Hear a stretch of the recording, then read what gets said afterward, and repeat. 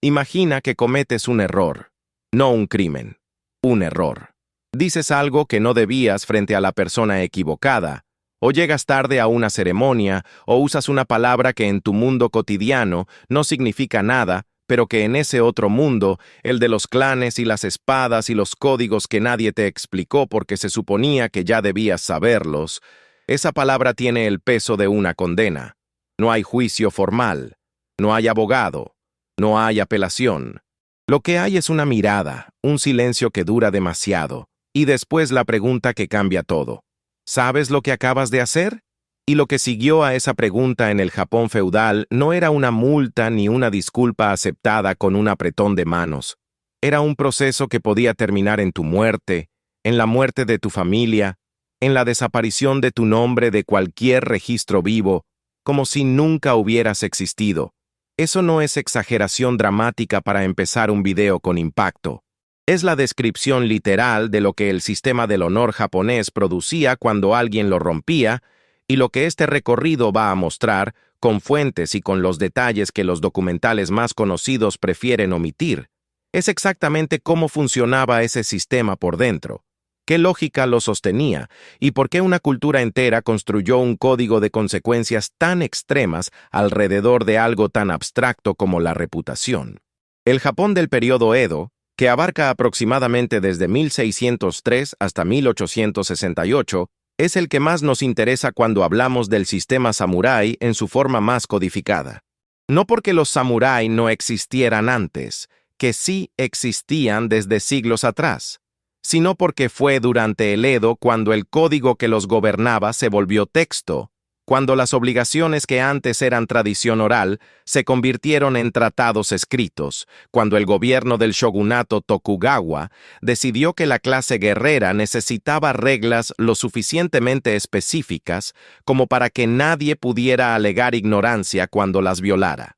El buque Shohato, el conjunto de regulaciones que el shogunato publicó en 1615 y fue actualizando durante décadas, era exactamente eso. Una lista de lo que los clanes de guerreros podían y no podían hacer, cómo debían comportarse entre sí, qué los obligaba a reportar al gobierno central, y qué consecuencias seguían al incumplimiento. No era un documento sentimental sobre la virtud guerrera, era burocracia del honor. Y la burocracia del honor tiene una característica que el honor romántico no tiene. Produce registros, y esos registros sobrevivieron.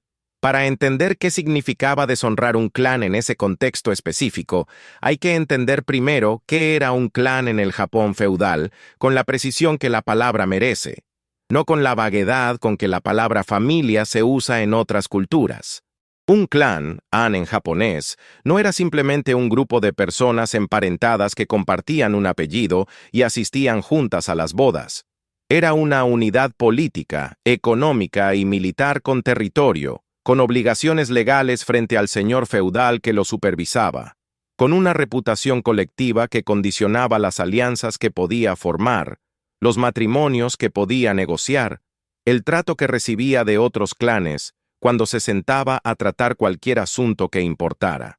Un clan era, en términos prácticos, una empresa que operaba en un mercado donde la moneda principal no era el oro, sino el crédito social, y ese crédito se acumulaba durante generaciones de comportamiento correcto, y podía destruirse en minutos con un acto que el sistema clasificara como deshonroso. La estructura jerárquica dentro del clan seguía una lógica que los japoneses del período Edo habrían descrito con el concepto de on, que puede traducirse aproximadamente como deuda de gratitud, aunque la traducción pierde mucho del peso original. El señor del clan, el daimyo, existía en una red de obligaciones recíprocas con sus retainers, los samurái que servían bajo su mando. El daimyo protegía, pagaba en forma de tierras o de estipendio de arroz, y daba estatus. Los samurái a su servicio debían lealtad, trabajo militar y la garantía de que su comportamiento personal no afectaría la reputación del señor que los sostenía. Eso último no era opcional ni metafórico. Era una cláusula implícita del contrato, y cuando alguien la violaba, el sistema tenía procedimientos muy concretos para responder. Lo que pasaba exactamente dependía de quién había deshonrado a quién, en qué contexto, frente a cuántas personas y qué tipo de acto estaba involucrado. No todos los actos deshonrosos tenían el mismo peso, pero todos tenían consecuencias, y las consecuencias estaban diseñadas para que el problema no se repitiera. No en ese clan, no en esa generación, y en los casos más graves, no en ninguna generación siguiente. El punto que muchas narrativas populares sobre los samurái pierden es que la violencia no era la primera respuesta del sistema al deshonor. Era la última, y en algunos casos era la única disponible. Pero entre el momento del acto deshonroso y el momento de la espada, había todo un proceso que involucraba negociación, mediación, petición formal de explicaciones y la posibilidad, real aunque no garantizada, de reparación. El seppuku, el suicidio ritual que aparece en prácticamente cualquier cosa que se haya escrito sobre los samurái, era en ese sistema la solución de último recurso para limpiar una mancha que no podía limpiarse de otra manera, y entender por qué un ser humano elegiría esa salida voluntariamente sin que nadie lo estuviera físicamente obligando, requiere entender qué significaba vivir con esa mancha en un mundo donde la reputación del clan era literalmente la condición de posibilidad de todo lo demás que importaba. El texto que más se cita cuando alguien quiere hablar del código samurái con seriedad es el Hagakure, dictado por el retainer Yamamoto Tsunetomo entre 1709 y 1716, y transcrito por un discípulo suyo llamado Tashiro Tsurumoto. La frase de apertura del Hagakure es probablemente la más conocida de toda la literatura samurái en Occidente. He descubierto que el camino del guerrero es la muerte. Esa línea se repite en documentales, en tatuajes, en citas que circulan en redes sociales con fotografías de espadas al amanecer, y en casi todos esos contextos pierde completamente el sentido que Tsunetomo le estaba dando. Porque lo que Tsunetomo estaba describiendo no era una celebración de la violencia, ni una instrucción para no tener miedo de morir en batalla. Estaba describiendo una postura mental específica frente a la toma de decisiones. Si en cada momento de duda eliges como si ya estuvieras muerto, entonces el miedo a las consecuencias personales deja de paralizarte, y puedes actuar con la claridad que tu señor y tu clan necesitan de ti. Era, en términos modernos, una técnica de desapego del resultado personal como condición para la acción efectiva. No es exactamente la filosofía que los memes de samurái suelen transmitir. Lo que el Hagakure sí transmite con precisión y que resulta útil para entender el sistema del honor es la gradación implícita de las ofensas. No todas las faltas contra el honor tenían el mismo peso, y el sistema distinguía entre ellas con una precisión que dice mucho sobre cómo esa sociedad entendía la diferencia entre el error, la negligencia y la traición intencional. Una falta menor, como llegar tarde a una reunión de protocolo o pronunciar incorrectamente el título de alguien, era una cuestión de etiqueta que podía corregirse con una disculpa formal estructurada de acuerdo a rangos, acompañada en algunos casos por un regalo apropiado al nivel del agravio. El sistema de etiqueta del Japón feudal era extraordinariamente detallado, hasta el punto de que los manuales de comportamiento que los clanes más organizados producían para sus miembros especificaban el ángulo correcto de la inclinación del cuerpo al saludar según el rango relativo de la persona que estaba saludando. No era pedantería decorativa, era el lenguaje visible de la jerarquía, y manejarlo mal era equivalente a decirle al sistema que no lo respetabas. Las faltas de rango intermedio eran más complicadas. Una deuda no pagada a tiempo, una promesa rota que había afectado los intereses de otro clan, una infidelidad dentro del sistema de alianzas matrimoniales que los clanes usaban para gestionar sus relaciones. Esas faltas requerían procesos más formales de reparación que involucraban mediadores, documentos escritos, y en algunos casos, compensaciones materiales cuyo valor estaba estipulado por costumbre.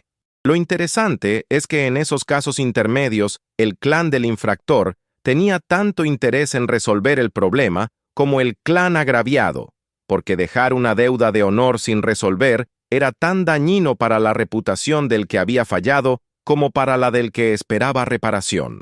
El sistema funcionaba, en cierta medida, porque ambas partes tenían incentivos para que funcionara. Las faltas graves eran otra categoría completamente distinta. La cobardía en combate documentada, la traición a un señor feudal, el asesinato de un miembro de un clan aliado fuera de los contextos en que el combate era legítimo, esos actos no se resolvían con disculpas ni con regalos. Se resolvían con sangre, ya fuera la del infractor, ya fuera la de su señor si el infractor actuaba bajo sus órdenes y el señor había ordenado o permitido el acto. La responsabilidad colectiva era un principio estructural del sistema, no una excepción, y ese principio tenía consecuencias que desde una perspectiva contemporánea resultan difíciles de justificar, pero que en el contexto del clan japonés, del período feudal, tenían una lógica de funcionamiento perfectamente coherente. Si el clan es responsable de sus miembros y la reputación del clan depende del comportamiento de sus miembros, entonces el clan tiene que tener autoridad para corregir el comportamiento de sus miembros con consecuencias lo suficientemente serias como para que la corrección sea real. Sin esa autoridad, la responsabilidad colectiva sería solo una retórica vacía. El papel del daimyo en todo este sistema no era simplemente el de un juez que dictaba sentencias. Era el de un garante. Cuando un señor feudal aceptaba a un samurái en su servicio, estaba aceptando también las consecuencias de los actos de ese samurái frente al shogunato y frente a otros clanes. Si el samurái cometía una falta grave, el señor podía exigirle que se corrigiera, podía exigirle el seppuku como forma de limpiar la mancha sin que la humillación recayera públicamente sobre el clan, podía expulsarlo del servicio y declararlo ronin, un guerrero sin señor, que en el sistema feudal japonés era una condición social apenas superior a la de un vagabundo con espada. La expulsión como ronin podía parecer una salida menos extrema que la muerte, pero en práctica significaba la pérdida del estipendio, del territorio, de los vínculos que hacían posible la vida organizada, y en muchos casos, la imposibilidad de volver a ser aceptado en el servicio de ningún otro señor de rango comparable.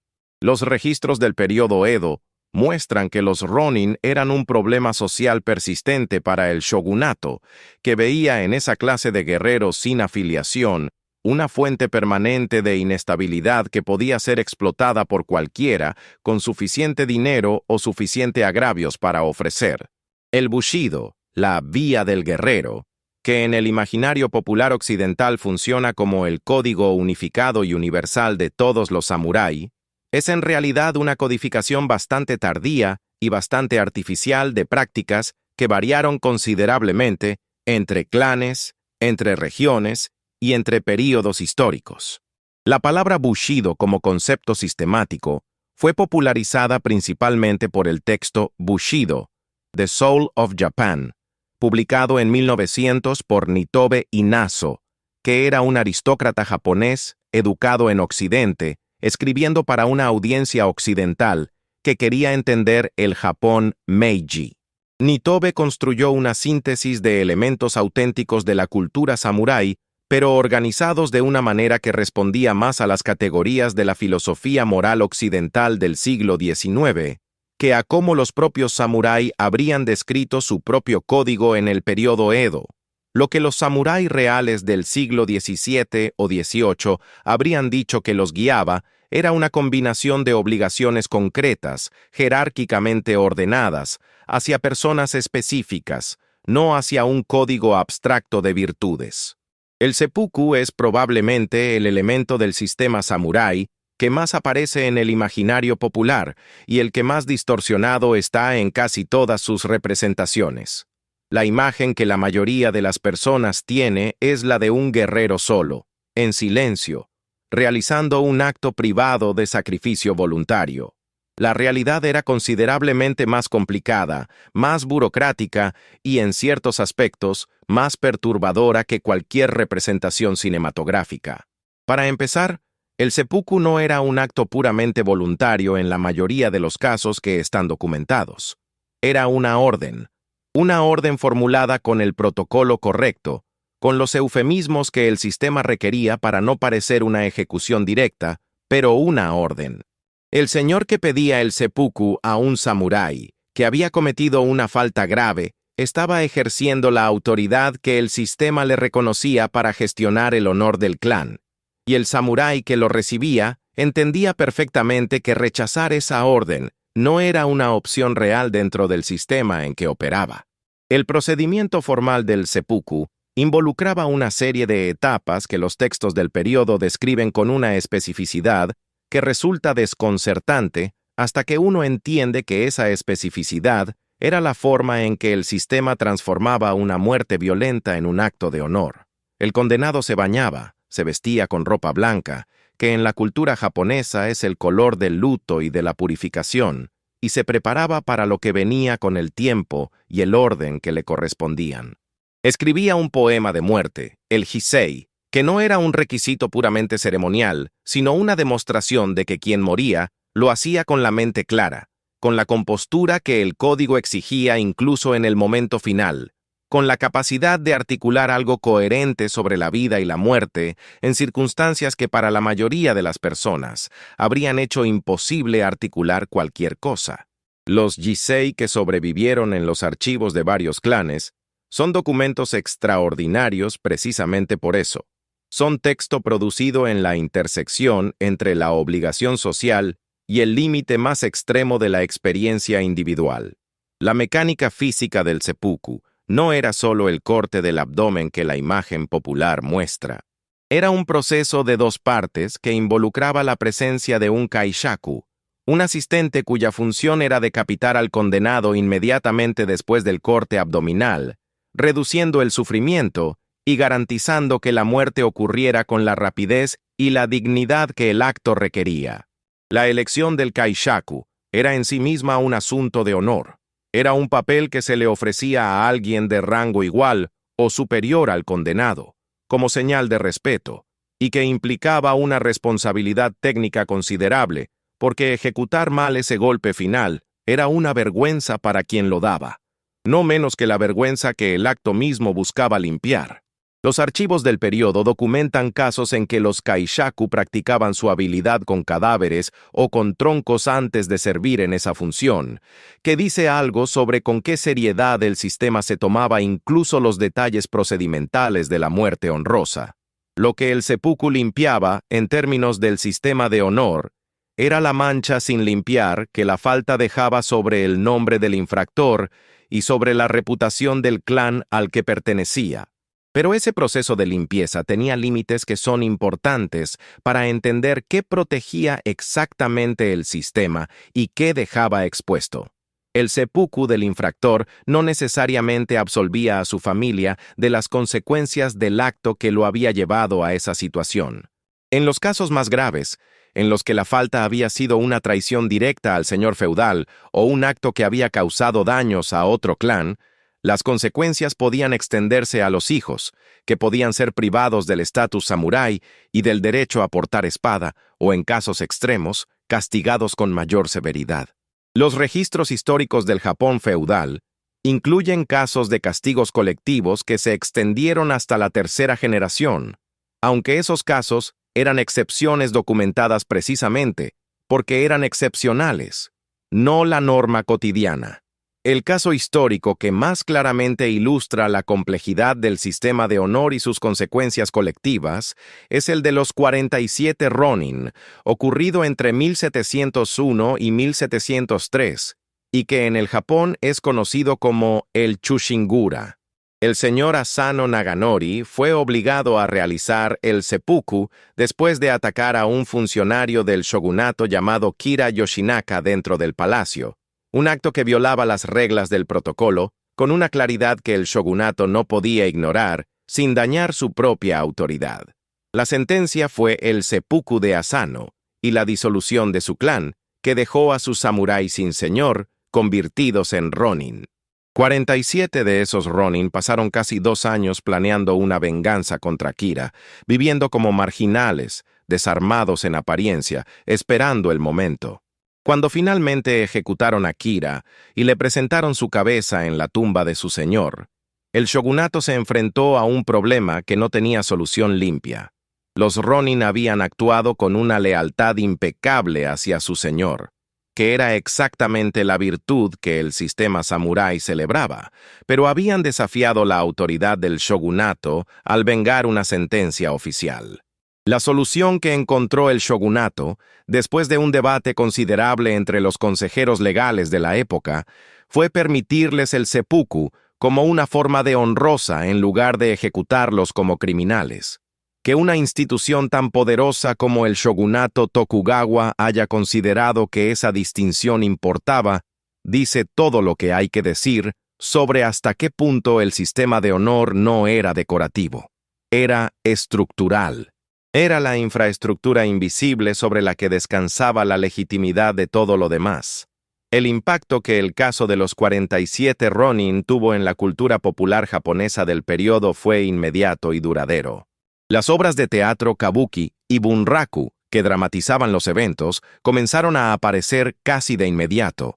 A pesar de que el shogunato inicialmente prohibió las representaciones directas del caso, porque no quería que el debate público sobre la legitimidad de su decisión siguiera abierto. Los dramaturgos respondieron con una solución que el teatro japonés ya conocía. Ambientaron la historia en el periodo Muromachi, 200 años antes, cambiaron los nombres y mantuvieron la estructura completa del conflicto. El público entendió perfectamente. La censura burocrática no había anticipado que el sistema de honor que el shogunato usaba para gobernar también limitaba lo que el shogunato podía hacer con una historia que mostraba ese sistema funcionando exactamente como se suponía que debía funcionar. Hay un aspecto del sistema de honor samurái que casi ninguna representación popular toca con suficiente honestidad, y es lo que los historiadores del periodo llaman Kirisute Gomen, que se traduce aproximadamente como el derecho de cortar y marcharse. Durante el periodo Edo, los samurái tenían el derecho legal reconocido de matar en el acto a cualquier persona de rango inferior que los hubiera insultado o actuado hacia ellos, de manera que el samurái considerara deshonrosa. Ese derecho no era ilimitado en la práctica, pero existía en el sistema legal, y su existencia dice algo sobre la jerarquía de valores que el Japón feudal operaba de manera que los libros de historia más amables con la estética samurái prefieren no subrayar demasiado. La espada del samurái no era solo un símbolo de honor, era una herramienta de control social de clase, y el sistema le daba al portador de esa espada una autoridad sobre la vida de las personas que no la portaban, que no requería ningún proceso legal para ejercerse. La práctica del Kirisute Gomen en la vida cotidiana era más complicada de lo que la descripción legal sugiere, porque incluso el samurái que ejercía ese derecho podía enfrentar consecuencias si los testigos del evento lo reportaban, y el señor feudal consideraba que la actuación del samurái había sido desproporcionada o imprudente. Los archivos del periodo documentan casos en que samurái fueron castigados o fueron obligados a retirarse de su posición porque habían matado a personas de rango inferior por ofensas que los superiores jerárquicos consideraban insuficientes para justificar la muerte. Eso no convierte al sistema en algo que protegía a los más vulnerables, pero sí muestra que incluso dentro de la brutalidad estructural del Kirisute Gomen había límites que el sistema imponía sobre sí mismo como parte del proceso de mantener el orden. Un samurái que mataba sin control no era útil para el clan, y el clan tenía interés en que sus miembros ejercieran su autoridad de manera que no creara más problemas de los que resolvía. La vida cotidiana de un samurái en el periodo Edo de paz, que es el contexto en que el código de honor se volvió más elaborado precisamente porque había menos guerra real que lo pusiera a prueba, estaba llena de interacciones de protocolo que tenían consecuencias reales. Los encuentros en la calle entre samurái de diferentes clanes requerían un conocimiento preciso del rango relativo de cada uno, porque el primero en saludar, el ángulo de la inclinación, el vocabulario que usaba para dirigirse al otro, Todos esos elementos eran leídos por ambas partes, con una atención que el contexto moderno haría parecer paranoica, pero que en ese sistema era simplemente competencia básica de funcionamiento social. Equivocarse en esas interacciones no siempre tenía consecuencias graves, pero podía tenerlas, y la incertidumbre sobre cuándo una equivocación era un error perdonable y cuándo era una afrenta que requería respuesta era parte de la presión constante que vivía cualquier persona que operara dentro del sistema. Los duelos entre samurái eran otro elemento del sistema que las representaciones populares simplifican hasta hacerlos irreconocibles. Un duelo formal, un taryu-jiai, no era un evento que ocurría espontáneamente en cualquier esquina. Requería una solicitud formal que podía ser rechazada sin deshonor en ciertos contextos y estaba sujeta a las reglas del clan y del señor feudal que gobernaba la región. Los señores feudales tenían un interés directo en controlar los duelos entre sus propios samurái y entre los de diferentes clanes bajo su jurisdicción, porque un duelo mal manejado podía escalar a un conflicto entre clanes que amenazara la estabilidad de la región y atrajera la atención del shogunato. El shogunato Tokugawa, que había llegado al poder después de décadas de guerras civiles devastadoras, tenía un interés institucional muy concreto en mantener la paz, y ese interés se expresaba en regulaciones sobre los duelos que coexistían en tensión permanente con el Código de Honor, que al mismo tiempo los sancionaba como mecanismo legítimo de resolución de ofensas. El sistema de honor también tenía una dimensión económica que las narrativas romantizadas de la vida samurái tienden a ignorar completamente. El estipendio que los samurái recibían de sus señores feudales en forma de arroz estaba directamente relacionado con su rango, y ese rango dependía de la evaluación que el señor hacía de su utilidad y de su conducta. Un samurái que acumulaba faltas menores de protocolo, que tenía deudas que sus acreedores reportaban, que vivía de manera que sus vecinos consideraban incompatible con su rango, podía encontrar su estipendio reducido, su posición dentro del clan disminuida y eventualmente su viabilidad económica comprometida. Los registros del periodo Edo muestran un problema social creciente con samurái de rango bajo, cuyo estipendio no alcanzaba para el estilo de vida que su rango teóricamente requería.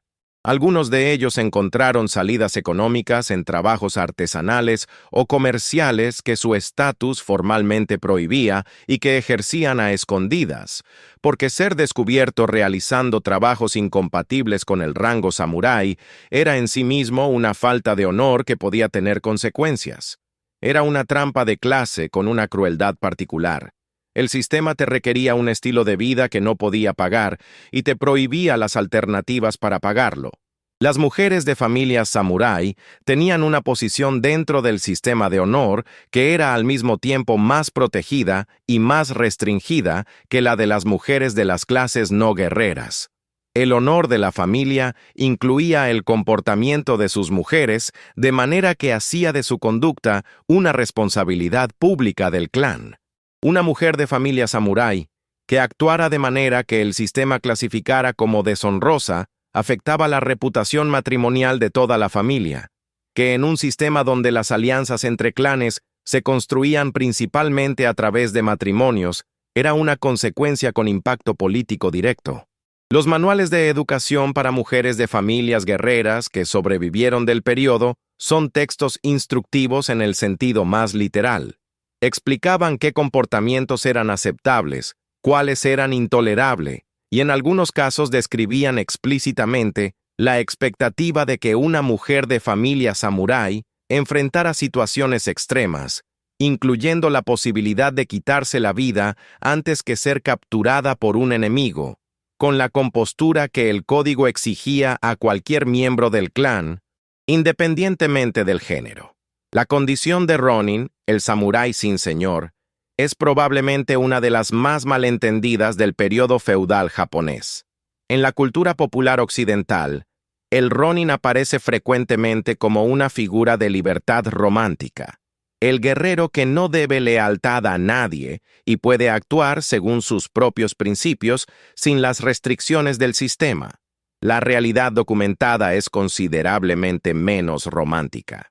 Un ronin en el Japón del período Edo era una persona que había perdido su lugar en la única estructura que hacía posible una vida funcionalmente estable dentro del sistema. Y esa pérdida era raramente voluntaria y raramente sin consecuencias serias.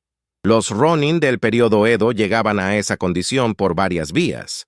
La más común era la muerte de su señor sin heredero reconocido, situación que el shogunato resolvía en muchos casos disolviendo el clan, lo que dejaba a todos sus samurái sin afiliación de un día para otro.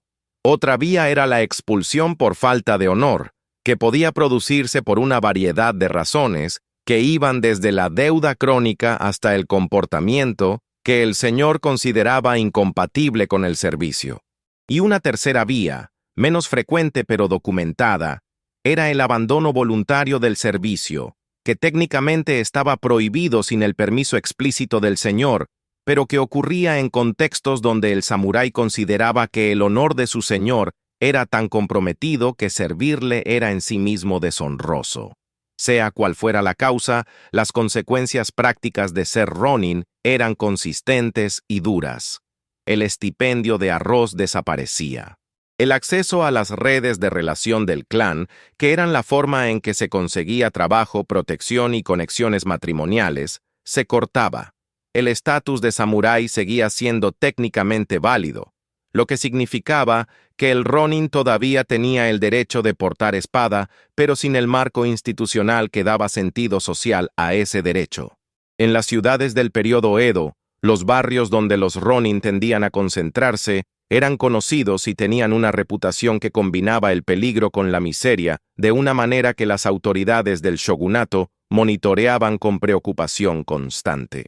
Los ronin que no encontraban otra posición de servicio, que era la mayoría, sobrevivían como instructores de espada si tenían habilidades suficientes, como guardias de establecimientos comerciales o como personajes al margen del sistema, cuya relación con la legalidad era, en el mejor de los casos, ambigua. Lo que el shogunato temía de los ronin no era solo el desorden inmediato, sino el potencial de organización. Un guerrero sin señor era también un guerrero sin la vigilancia directa de un sistema de control que monitoreaba el comportamiento de los samurái afiliados a través de sus señores. Los registros del shogunato muestran una política persistente de presión sobre los señores feudales para que redujeran el número de ronin en sus regiones, ya fuera reabsorbiéndolos en servicio, facilitando su colocación en otros clanes, o simplemente empujándolos fuera de su territorio hacia el problema de otro.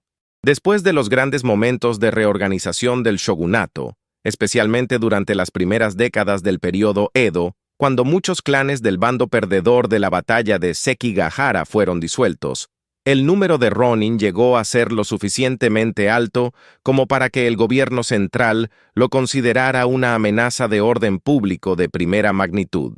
El apagamiento del nombre era una consecuencia distinta del deshonor, reservada para las faltas más graves, y tenía una dimensión que va más allá de la pérdida del estatus individual.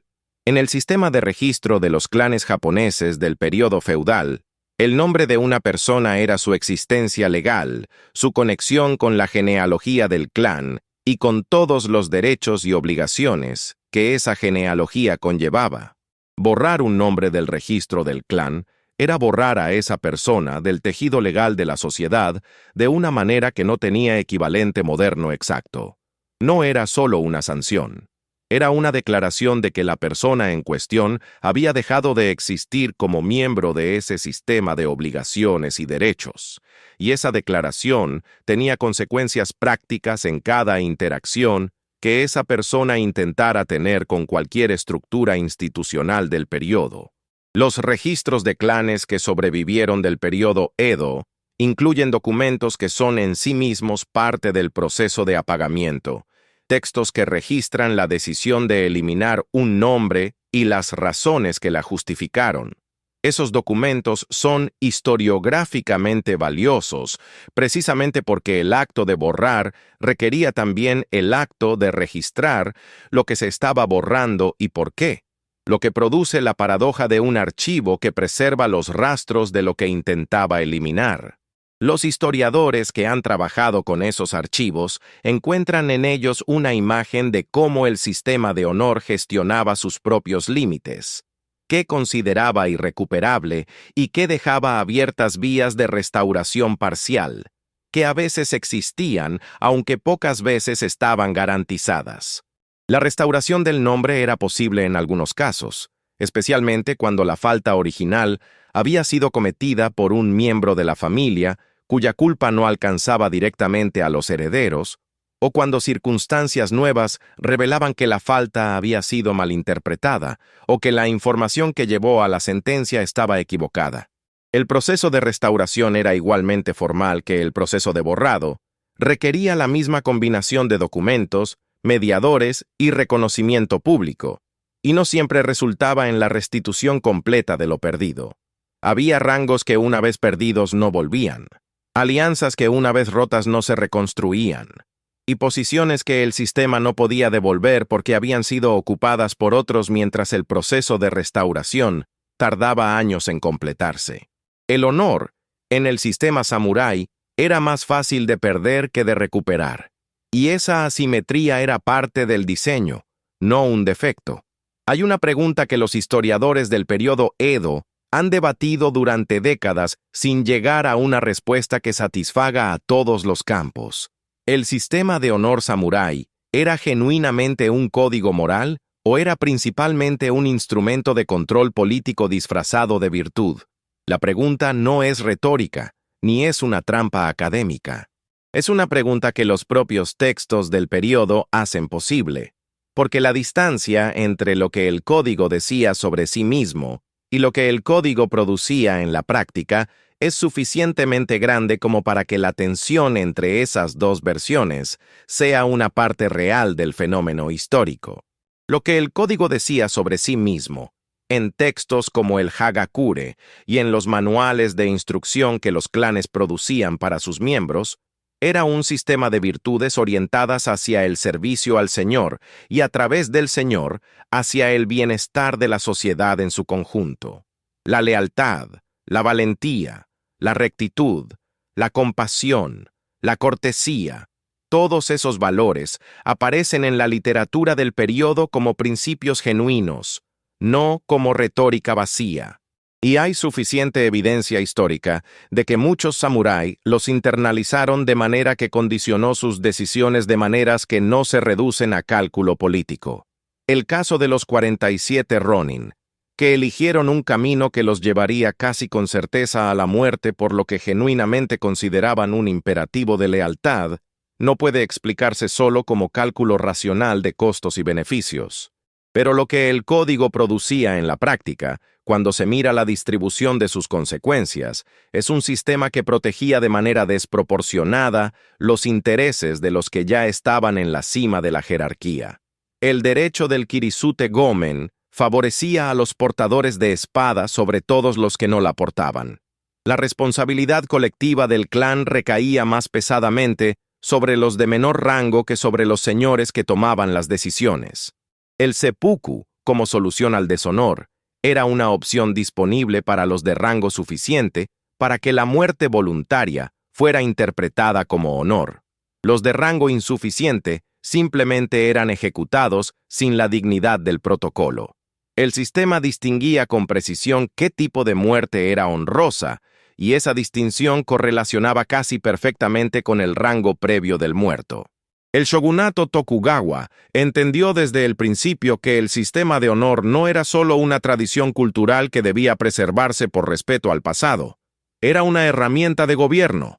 La elaboración del Código de Conducta Samurái durante el período Edo no fue un proceso espontáneo de refinamiento cultural. Fue un proceso políticamente dirigido que el shogunato fomentó activamente porque un samurái que dedicaba su energía a cumplir los rituales de protocolo y a gestionar su reputación frente a sus pares y a su señor era un samurái que no estaba planeando rebelión. La paz del periodo Edo, que es genuinamente extraordinaria dado el nivel de violencia endémica del siglo anterior, dependía en parte de que la clase guerrera hubiera encontrado un campo de competencia que no requería matar personas fuera de los contextos aprobados por el shogunato. El honor era ese campo. Era una guerra de posiciones que mantenía ocupados a los guerreros con el problema de su propia reputación, mientras el gobierno central consolidaba el control sobre las variables que realmente importaban para la estabilidad política. La educación samurái del período Edo refleja esa doble función del código. Los jóvenes de familias guerreras estudiaban artes marciales, sí, pero estudiaban también caligrafía, poesía, música, historia y los textos confucianos que proporcionaban el marco filosófico para el sistema de obligaciones jerárquicas. El neoconfucianismo que el shogunato adoptó como filosofía oficial no era neutral respecto del orden social. Articulaba una visión del mundo en que las relaciones jerárquicas entre señor y vasallo, entre padre e hijo, entre hombre y mujer, eran reflejos del orden natural del cosmos y no construcciones históricas sujetas a revisión. Ese marco filosófico hacía que cuestionar la jerarquía fuera no solo políticamente peligroso, sino metafísicamente equivocado. Era un sistema de creencias diseñado, o al menos utilizado, para hacer que el orden existente pareciera inevitable. Los clanes que operaban con mayor efectividad dentro del sistema del período Edo no eran necesariamente los que tenían los guerreros más habilidosos con la espada. La paz de 200 años del shogunato Tokugawa había reducido la guerra a una práctica ceremonial y a un conjunto de habilidades que se mantenían por protocolo más que por necesidad táctica inmediata.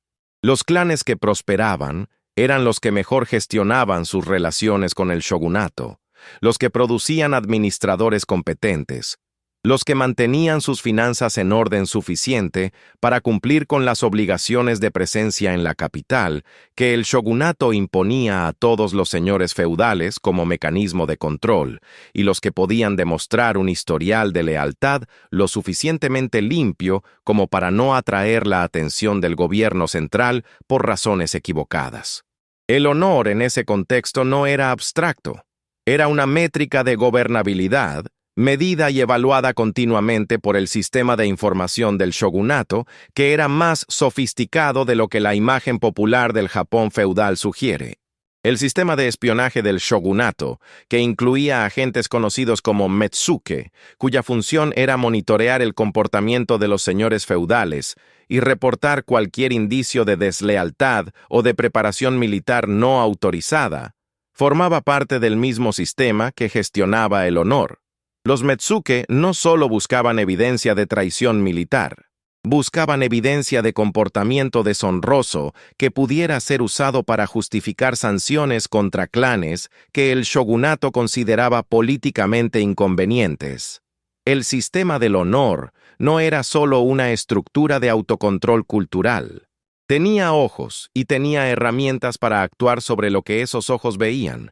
Y la línea entre el honor genuinamente interiorizado y el honor como performance de lealtad ante un gobierno que te observaba era en la práctica cotidiana del período Edo mucho más borrosa de lo que los textos del Bushido querían hacer parecer.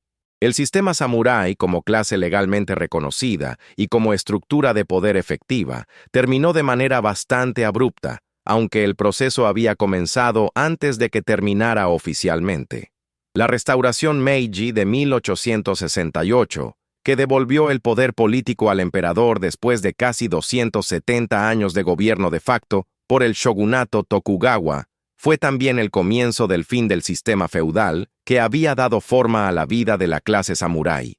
El nuevo gobierno Meiji tenía un proyecto modernizador que requería transformar el Japón en un estado capaz de competir con las potencias occidentales que habían demostrado de manera bastante directa con la llegada de los barcos del Comodoro Perry en 1853, que el aislamiento del shogunato ya no era una política viable a largo plazo.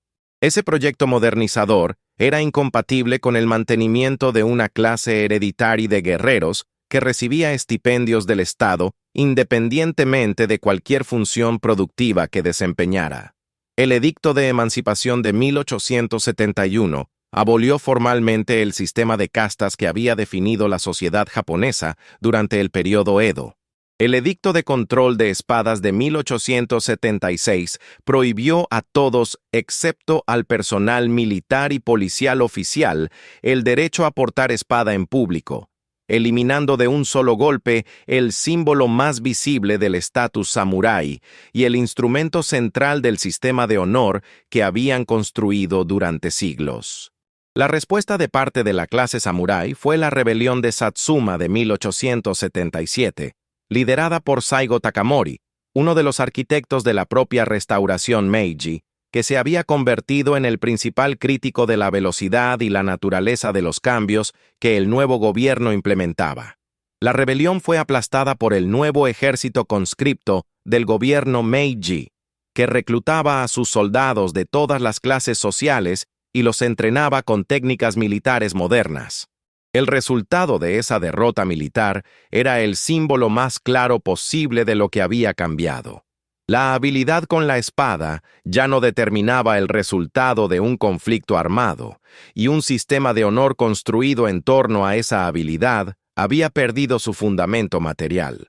Lo que vino después fue algo que los historiadores del nacionalismo japonés han analizado con una atención considerable: la conversión del código samurái en mito nacional.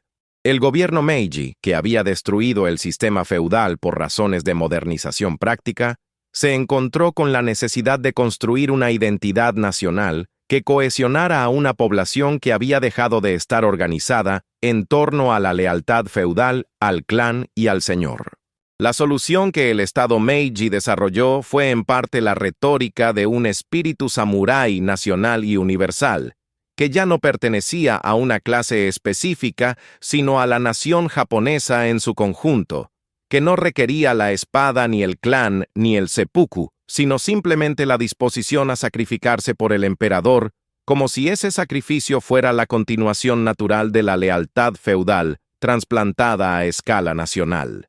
Ese proceso de nacionalización del código samurái está bien documentado en los textos educativos del período Meiji y en la evolución del currículo de las escuelas públicas japonesas durante las últimas décadas del siglo XIX. El libro de Nitobe Inazo que mencionamos antes, Bushido, The Soul of Japan, publicado en inglés en 1900, fue parte de ese proceso, pero también fue parte de un proyecto paralelo de explicación del Japón a Occidente, en términos que Occidente pudiera entender y, idealmente, respetar. Nitobe presentó el Bushido como el equivalente japonés de la caballerosidad medieval europea, una comparación que hacía el fenómeno japonés legible para lectores occidentales, pero que en el proceso producía una versión del código samurái más sistemática, más universal y más moralmente coherente de lo que la evidencia histórica del período Edo realmente soportaba.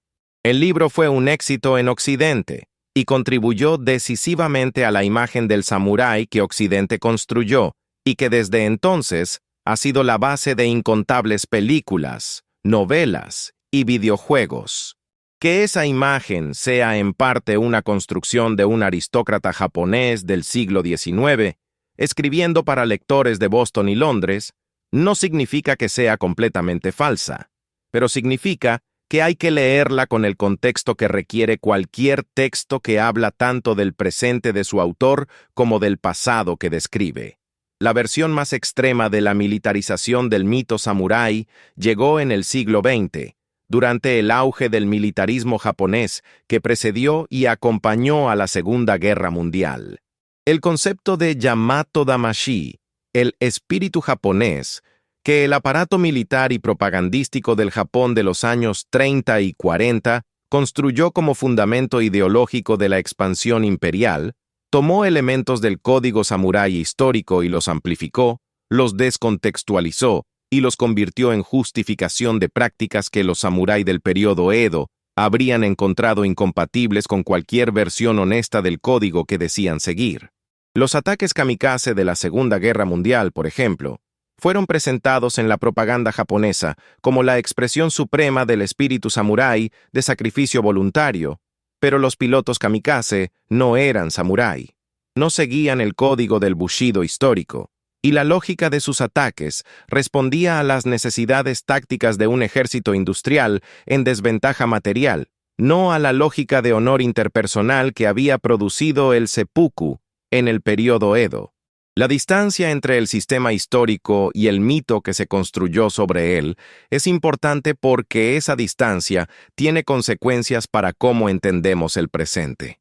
El Japón contemporáneo tiene una relación compleja con la herencia samurái, que aparece en la cultura popular, en las artes marciales modernas, en la arquitectura de los templos y los castillos que el turismo preserva y en una variedad de contextos cotidianos que hacen referencia al periodo sin reproducir su estructura de poder. Las artes marciales japonesas modernas, el judo, el kendo, el aikido, se desarrollaron en parte como formas de preservar las habilidades técnicas del periodo samurái en un contexto que ya no requería ni permitía su uso original, y en ese proceso, las tradiciones que preservan contienen tanto de invención moderna como de continuidad histórica genuina. Ese entrelazamiento entre lo auténtico y lo construido no es una deficiencia del fenómeno, es su naturaleza. Lo que el sistema de honor samurái revela, cuando uno lo lee con la atención que merece y sin la aureola que el cine le puso encima, es algo que resulta simultáneamente distinto y reconocible. Distinto porque el contexto específico del Japón feudal, con sus clanes, sus señores, sus espadas y sus rituales de muerte voluntaria, no tiene equivalente directo en ningún otro sistema cultural del mundo. Reconocible porque las preguntas que ese sistema intentaba responder: ¿cómo organiza una sociedad sus obligaciones colectivas? ¿Qué consecuencias asigna al incumplimiento de esas obligaciones? ¿Cómo equilibra la autoridad del individuo con la del grupo al que pertenece? Son preguntas que cualquier sociedad tiene que responder de alguna manera, y que ninguna ha resuelto de manera que deje completamente satisfecha a toda la gente que vive dentro de ella. El honor en el sistema samurái era un sistema de información. Era la manera en que un conjunto de personas que no podían monitorear directamente el comportamiento de todos los demás miembros de su grupo construían y mantenían un registro colectivo de quién era confiable y en qué condiciones. Un samurái con reputación de lealtad era un samurái con crédito social que podía convertirse en alianzas, en matrimonios ventajosos, en apoyo en momentos de crisis. Un samurái con reputación de falta de honor era un samurái cuyo crédito social se había depreciado de maneras que tenían consecuencias materiales concretas e inmediatas. El código de conducta elaborado que el sistema requería, con toda su especificidad sobre ángulos de inclinación y vocabulario apropiado y protocolos de duelo, era en parte la interfase visible de ese sistema de información, la manera en que las señales de confiabilidad se enviaban y se leían continuamente en cada interacción cotidiana. Eso no lo hace más justo. El sistema asignaba crédito social de manera que reproducía las jerarquías existentes más de lo que las cuestionaba. Protegía mejor a los que ya estaban protegidos. Castigaba con más dureza a los que ya tenían menos recursos para absorber el castigo. Las mujeres dentro del sistema tenían sus propias formas de agencia, que los historiadores de género del Japón medieval han documentado con cuidado creciente en las últimas décadas, pero operaban dentro de restricciones que el código diseñado por y para una clase guerrera masculina les imponía de maneras que limitaban sustancialmente el tipo de honor que podían buscar y defender. La esclavitud no existía como institución formal en el Japón del período Edo, de la manera en que existía en otras sociedades del mismo período, pero las formas de servidumbre vinculada que sí existían caían fuera del sistema de honor de maneras que las hacían invisibles para el código que organizaba la vida de la clase que sí contaba. Todo eso es parte de la historia, no una nota al pie que se puede ignorar. Y es parte de la historia que importa para entender no solo el Japón feudal, sino la manera en que cualquier sistema de honor, en cualquier contexto, tiende a funcionar, con mayor protección para los que ya tienen poder y con mayor costo para los que no lo tienen. Esa tendencia no es un defecto que los sistemas de honor puedan corregir fácilmente porque es estructural al problema que intentan resolver, que es el problema de cómo mantener el orden en una sociedad de desiguales, sin la burocracia moderna que distribuye la coerción a través de instituciones que en teoría operan independientemente del rango del individuo al que se aplican. El sistema samurái resolvió ese problema de la manera que tenía disponible. Las soluciones que tenía disponibles no incluían muchas de las que damos por supuestas. Lo que sí produjo, y esto también importa, es una tradición artística e intelectual de una riqueza que no tiene que ver con la violencia que sostenía el sistema, sino con los seres humanos que vivían dentro de él y encontraban en la escritura, en el teatro, en las artes marciales como práctica contemplativa, en la ceremonia del té que Sen no Rikyu llevó a su forma más depurada en el siglo XVI, en la poesía del haiku que Matsuo Basho desarrolló en el siglo XVII, formas de hacer visible algo que el código del honor no alcanzaba a articular, la experiencia de ser una persona particular en un momento particular, con todas las contradicciones que eso implica. Esa tradición no se entiende bien si se la separa del sistema que la produjo, pero tampoco se entiende si se la reduce a ese sistema. Es mayor que él, como siempre es mayor la vida de las personas que los sistemas que las organizan. Sai, si llegaste hasta acá, ya tienes algo que pocas personas se toman el tiempo de construir. No la imagen del samurái con la espada levantada, sino la imagen del sistema real que estaba detrás, con toda su complejidad y con todas sus contradicciones. Y ahora viene la parte que a nosotros nos importa más que cualquier otra cosa que pase en este canal. No te vamos a pedir que dejes un me gusta, como si fuéramos una máquina expendedora de interacciones. Te vamos a pedir algo diferente. Hay una pregunta que este video deja abierta, y queremos saber cómo la respondes tú.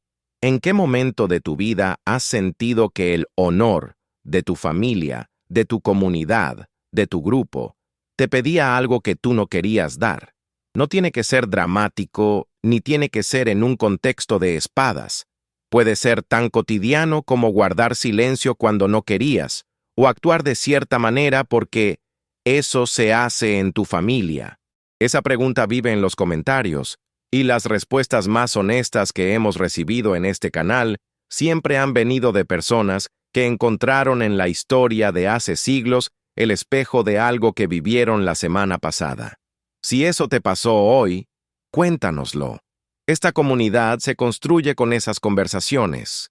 Y si quieres que sigamos trayendo historias así, historias que se toman en serio el pasado sin romantizarlo, que buscan la complejidad donde los documentales famosos ven solo la estética, que no simplifican porque lo fácil genera más clics, sino porque creen que quien está del otro lado merece el esfuerzo completo, entonces ya sabes qué hacer. El botón de suscripción existe, pero lo que queremos no es el clic automático.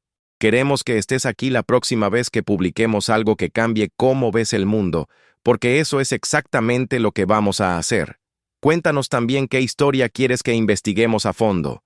El Japón de las guerras civiles del Sengoku, la historia de los ninjas reales que no tienen nada que ver con Hollywood, los imperios que el continente americano tenía antes de que llegara nadie de afuera, lo que quieras que este canal todavía no ha contado.